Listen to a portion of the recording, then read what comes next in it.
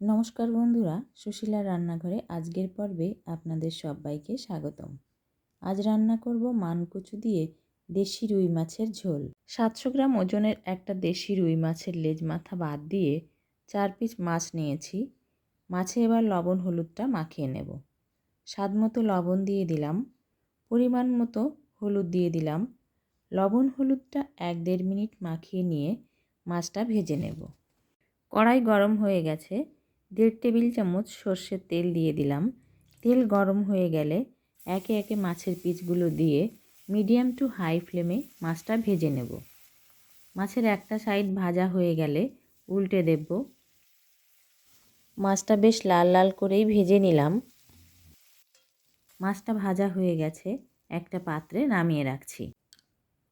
350 গ্রাম মানকচু কেটে ধুয়ে 5 মিনিট মতো সেদ্ধ করে জল ঝরিয়ে নিয়েছি। সেটা এবার এই মাছ ভাজা তেলের মধ্যে দিয়ে দিলাম। হাই ফ্লেমে 4 থেকে 5 মিনিট ভেজে নেব, কচুটা হালকা লাল হয়ে আসা অবধি। ঝোলের জন্য এবার পরিমাণ মতো জল দিয়ে দিলাম, স্বাদ মতো লবণ দিয়ে দিলাম, আধা টেবিল চামচ হলুদ দিয়ে দিলাম, 5 থেকে 6টা কাঁচা পাকা লঙ্কা বেটে নিয়েছি সেটা দিয়ে দিলাম। 10-15 সেকেন্ড নেড়ে চেড়ে এবার ঢাকনা দিয়ে ঢেকে হাই ফ্লেমে 5 মিনিট রান্না করব। মাঝে একবার ঢাকনা সরিয়ে ঝোলটা একটুখানি নাড়াচাড়া করে দিলাম। 5 মিনিট পর ঢাকনা সরিয়ে ভাজা মাছগুলো দিয়ে দিলাম। কচুটাও সুসেদ্ধ হয়ে গেছে। মাছের ঝোলটা এবার একটা পাত্রে ঢেলে নিলাম। আবারও কড়াই গরম করে 1 টেবিল চামচ সর্ষের তেল দিয়ে দিলাম।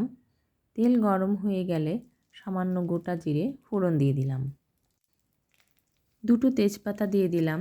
দিয়ে দিলাম 2টো শুকনো লঙ্কা। ফোড়নটা 10 থেকে 15 সেকেন্ড ভেজে নিয়ে 1.5 টেবিল চামচ ধনে জিরে বাটা দিয়ে দিলাম।